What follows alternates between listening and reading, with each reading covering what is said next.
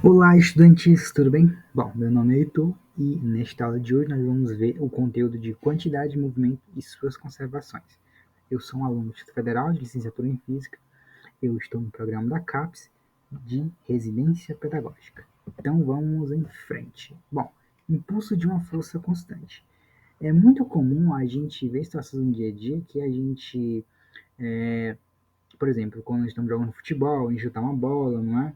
Nós temos situações também que a gente está brincando, né? Aí a gente pega um estilingue, salta uma pedra, ou situações mesmo que como a gente faz algum tipo assim, empurra alguma coisa, ou puxa, né? A gente está naqueles lugares lá de bancos que a gente empurra aquelas portas, puxa essas coisas. Todas essas situações aqui são impulsos mecânicos, tá bem? E para a gente entender melhor o que seria um impulso mecânico, é, bora ter, bora aqui fazer uma seguinte análise. O impulso vai ser uma força que você vai aplicar num determinado objeto, mas só que você vai aplicar esta força durante um intervalo de tempo, tá bom? Você aplica essa força durante um intervalo de tempo, isso aí vai ser denominado impulso. Bom, nós temos um exemplo aqui de um raquete, tá bom? O impulso exercido pelas raquetes sobre a bola tem a mesma direção e mesmo sentido que a raquete aplica sobre ela. Aquela velha história que a gente viu lá nas leis de Newton, lei da ação e da reação. Quando a bolinha vem em direção a raquete também vai na direção da bola. Quando elas duas estão frente a frente, a energia da raquete vai para a bola e faz com que ela se movimente, ou seja, vai ser aplicada uma força sobre ela. Ela vai ter aceleração tal, e aí nós vamos ter um impulso. O impulso é o quê? A força vezes a variação de tempo, tá bom? Ó, dado um diagrama de valor algébrico da força atuando sobre a partícula em função do tempo, a área compreendida entre o gráfico e o eixo do tempo expressa o valor algébrico do impulso da força. No entanto, a força considerada deverá ter direção constante. Bom, nesse caso aqui, a gente vai ver somente se tiver um gráfico da força vezes a variação de tempo. Se a gente pegar a área dele, né, e pegar esta área, a gente encontrar essa área, é a mesma coisa do impulso, tá bom? E aqui nós temos a forma do impulso, que é a força vezes a variação de tempo. E é isso basicamente o impulso. Bom, agora a gente vai ver o que é quantidade de movimento. Ele tem uma breve relação com o impulso, eles são a mesma coisa. Bom, em algumas situações é preciso agrupar os conceitos de massa e velocidade, né? Por exemplo, nas colisões mecânicas. Se a gente tem uma colisão entre dois carros, a gente vai ter o quê? Vai ter massa e vai ter velocidade, né? Um carro de massa tal colidiu com outro carro de outra massa, né? Se eles colidirem de frente a frente, eles vão ter o quê? Vão ter velocidade e vão ter massa, né? Vão ter aquela inércia, né? Porque o que é a inércia? A inércia é a tendência de um corpo em se manter parado ou em movimento. Então é o mesmo caso que a gente vai ter aqui. O carro tem velocidade, né? E eles batem entre si. Ou seja, quanto mais massa ele tiver, maior vai ser a inércia dele. Quanto menor a massa ele tiver, menor vai ser a inércia dele. E eles batem de frente, então aí nós vamos ter uma relação entre a velocidade e a massa. Então, nesse caso, essa relação entre essas duas coisas, velocidade e massa, é denominada quantidade de movimento. Ó, vamos considerar aqui uma partícula de massa m em certo instante com velocidade v. Por definição, temos que a quantidade de movimento é igual a. Aqui está a fórmula da quantidade de movimento. Perceba que tanto o impulso quanto a quantidade de movimento são grandezas vetoriais, ou seja, ele tem direção e sentidos bem definidos. Então, a massa vezes a velocidade é a quantidade de movimento. Aqui nós temos uma situação, por exemplo, um carro tem massa muito maior do que a moto, né? Se a gente fizer aquelas relações aqui, ó, a massa é inversamente proporcional à velocidade, né? Então, se a gente passar dividindo a massa aqui, então a gente vê uma relação, que a quantidade de movimento, que é maior movimento, é proporcional à massa. E também ela é proporcional à velocidade. Então, nesse caso, como esse corpo tem massa muito maior do que a da moto, consequentemente, sua quantidade de movimento vai ser 3 vezes maior do que a quantidade de movimento na moto, mesmo se ela tiver a mesma velocidade, tá vendo? Isso vai só definir por causa da sua massa. Como o carro é mais veloz, como o carro tem maior massa, é mais pesado, e a moto é menos, então o carro terá quantidade de movimento muito maior do que a do carro, né? Maior do que a da moto. Desse modo, podemos entender que a quantidade de movimento é como uma grandeza, como escalar com a mesma direção e sentido de v. aquele mesmo que a gente disse, eles são vetores, né? Então eu vou ter que obedecer aquelas relações. Ó, na figura temos aqui uma partícula, instante T0, T1, T1, esse movimento curvilíneo, né? Tá aqui o movimento curvilíneo. Na representação estão indicadas a velocidade V0, V0, V1, V2, né? No caso, nesse instante, T1, T2, T1, T0, T1 e T2. Na segunda representação, nós temos o que? As quantidades de movimentos. É aquela relação que a gente está falando. Tanto a velocidade vai ter a mesma direção e sentido do que a quantidade de movimento, porque são bandeiras vetoriais. Bom, aqui a gente vai fazer uma relação, como eu tinha dito, a quantidade de movimento é uma breve relação com o impulso.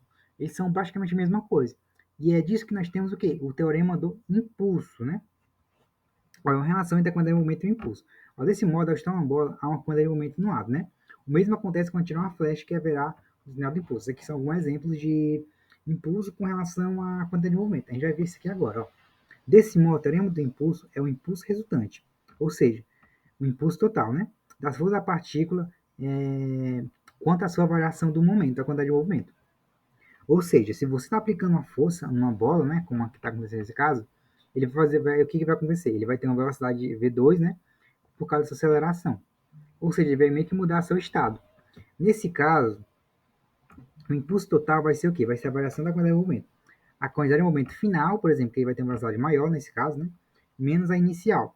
Se a gente diminuir essas duas coisas, a gente vai ter o quê? O nosso querido impulso.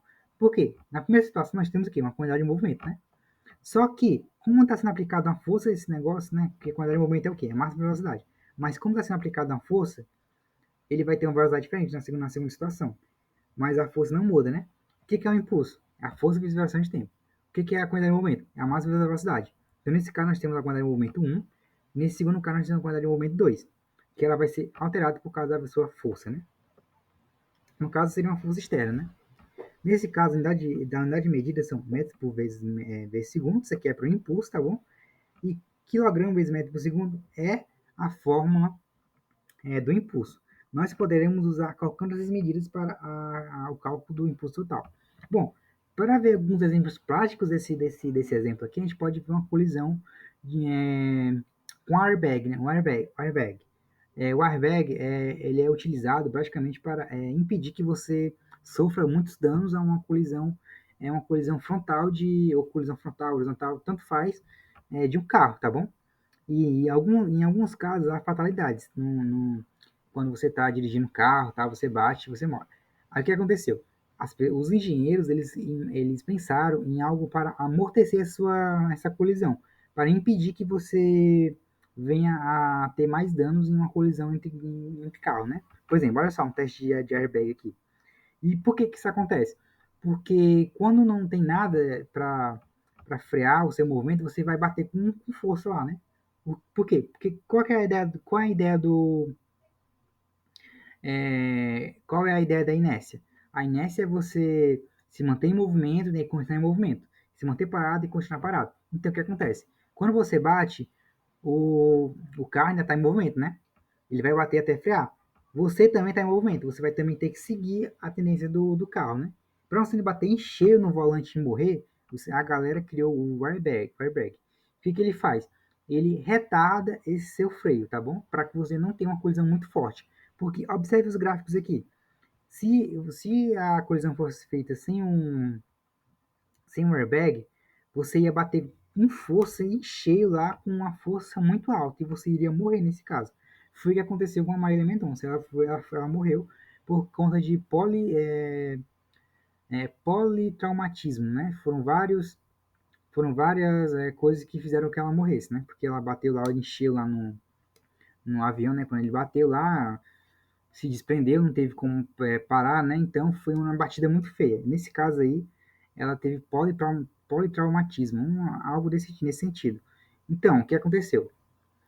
Como ela não conseguiu frear, né? Então ela vai com a força do avião foi muito forte no chão e pá, espatifou. E com isso, ela não vai ela vai seguir o avião, né?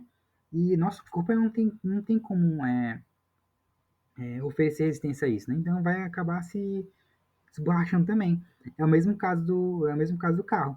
Como você tem um airbag, você vai frear nessa situação. É o que vai acontecer com um airbag, né? Você quer sem um airbag, a força vai ser muito grande. E com o airbag, você vai ver que a força meio que se dissipou, né? Então, a área de contato foi muito menor. Então, nesse caso, a força que vai ser aplicada vai ser muito menor. Então, você vai ser menos danos do que na primeira, tá bom? E a chance de você sobreviver vai ser muito, muito maior. E aqui a gente vê que a área vai ser igual, né? Porque só vai variar o quê? A força e a variação de espaço na variação de tempo. E é esse sentido que a gente está dando aqui. Bom, agora vamos para sistemas mecânicos isolados.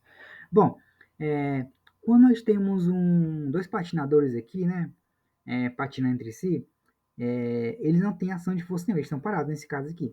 Agora, quando eles se empurram um pelo outro, eles vão ganhar o quê? Uma força F1 e F2. Mas, no caso, não tem nenhuma força externa ao sistema para fazer com que eles ganhem esse movimento. É entre eles que eles estão ganhando essa força. Então, esse é um sistema mecânico isolado. É quando não tem ação de força nenhuma neles aqui, só eles juntos e só. Ó, um sistema mecânico é denominado isolado de forças externas quando a restante das forças externas atuantes sobre ele é nula. Então, esse é o caso, né? Uma partícula em equilíbrio, por exemplo, é um exemplo de sistema mecânico isolado. Se está parado ou está em movimento, é um caso. Se está parado, mas em movimento uniforme, é um caso de um sistema mecânico isolado, tá bom? Olha, se a gente considerar dois patinadores em repouso, como é esse caso aqui, né? E esses patinadores são um sistema mecânico isolado. Agora, quando eles se movimentam entre si, né? Eles trocam força, então ainda continua em movimento um sistema mecânico isolado, só que as forças estão sendo aplicadas entre eles. Esse é o caso de um sistema mecânico isolado, tá bom? Aqui está o exemplo, né, que é a terceira lei de Newton, força negativa menos força positiva, né? Então esse é o caso. Bom, aqui a gente vai para o princípio da conservação do guarda movimento, né? Isso aqui já vai ser para aquele outro caso. A gente estudou o impulso, né, que é a aplicação de uma força, ou seja, uma força externa ao sistema. Então agora vamos ver o princípio da conservação do guarda movimento. Então no caso que a gente vai esquecer já é um impulso, a gente vai observar só o guarda movimento. Ó, segundo as leis da física, no princípio da conservação, temos a conservação da energia, né? E a conservação do movimento. Então, nesse caso, quando não há nenhuma força externa ao sistema aplicado nesse sistema aqui, a gente vai ter uma variação da quantidade de momento igual a zero, né? Não vai ter impulso, porque não tem nenhuma força externa aplicando sobre ele. Então, nesse caso, a quantidade de momento final vai ser igual à quantidade de momento inicial. É o caso, por exemplo, desses dois objetos aqui que estão conectados, né? Então, vendo que tem um fio aqui prendendo a mola, a barra A com a barra B. Se a gente cortar o fio, ele já vai sofrer uma força, né? No caso, o que é essa força? É a força de ação e de reação. Um vai para o lado, outro vai para o outro. Mas isso aqui não tem nenhuma força externa, mas só a força entre os mesmos blocos. É esse o caso, ó. A massa de 1 vezes a massa da velocidade de A é igual a massa de B vezes a velocidade de B. Esse aqui vai ser o caso, vai ter que obedecer essa regra. Agora, o momento de um para o outro ter que ser igual. Bom, estudo das colisões mecânicas. Bom, no caso a gente vai ver aqui, né, que há vários tipos de colisões, né? Mas na mesma colisão, a gente tem que entender que são duas fases, a deformação e a restituição. Bom, quando há uma deformação é quando os corpos tendem a entrar em contato. Esse caso vem aqui, ó. Os corpos entrando em contato, então vai ter o quê? Uma deformação, né? E quando eles começam a separar, vai ter a restituição. Mas quando há o caso de um corpo que não se consegue se separar, como é o caso de uma batida de dois carros, a restrição é quase nula, tá bom? Mas é uma restrição, mas só que é bem pouca. Geralmente nessas colisões a dissipação de energia em forma de térmica acústica. Então, olha só, temos aqueles casos dos sistemas conservativos, não é? Pois pronto. No caso dessas batidas aqui, a restrição deles, né, a dissipação das energias dele são praticamente nulas, então a gente praticamente desconsidera, por isso que é um sistema conservativo, né? Ó, e quanto à dissipação de energia, há um sistema dissipativo, né, quando há pouca dissipação, e o sistema conservativo, né, quando há pouca dissipação, né? Mas há dissipação, mas é muito pouca. Por isso que a gente considera que é um sistema conservativo. E também nas colisões que a gente vai considerar aqui, elas ocorrem no mesmo centro de massa, tá bom? Em relação ao mesmo centro de massa. Ou seja, as colisões são unidimensionais, tá bom? Bom, nas colisões unidimensionais, a gente vai ter dois tipos de colisões, as elásticas e as inelásticas. Bom, as elásticas ocorrem quando a velocidade relativa de aproximação vai ser igual à velocidade relativa de afastamento. O que esse é? Por que esse é aqui, né? Bom, a gente tem que entender o que é a velocidade relativa de aproximação e de afastamento. Se a gente pegar essas duas velocidades de afastamento e de aproximação, dividir uma em a outra, a gente vai ter esse Ezinho. E é esse caso que a gente vai considerar. Se a velocidade relativa de afastamento for igual a de aproximação, então nós vamos ter um caso de sistema elástico, tá bom? Totalmente elástico. No caso, se a gente tiver, agora vai ter duas situações diferentes. Quando a velocidade de afastamento vai ser igual a zero, ou seja, eles ficam colados entre si, como nesse caso aqui, ficam parados, então nós vamos ter uma parcialmente inelástica, tá bom? E quando acontece uma totalmente inelástica, a velocidade de aproximação vai ser muito maior do que a velocidade de afastamento, tá bom? E esse caso aqui, ó, a colisão bate no ar, né? E ele vai seguindo o percurso. Então, no caso, é uma totalmente elástica, tá bom? E aqui nós temos o tipo de sistema conservativo, tá bom? Significativo e conservativo. E aqui vamos para a última questão, que é o exemplo, tá bom? Bom, aqui nós vamos ter duas bolinhas, né? Estão em uma colisão unidimensional. Um bate, outro vai ter que voltar, né? Aqui, ó, tem 3 metros por segundo, 6 metros por segundo, tal, tal. E ele quer saber a relação massa MA com MB. Bom, a gente sabe que a quantidade de movimento final tem que ser igual à quantidade inicial, que é um sistema conservativo, né? A gente coloca a quantidade de movimento final A de a quantidade final de B, igual a quantidade inicial mais a inicial de B. A gente faz aquelas relações lá, tal, tal, soma tudo, vai dar o quê? Vai dar 8 MA mais 10 MB. Aí faz a relação, dá 5/4. Bem, e foi isso aqui e muito obrigado.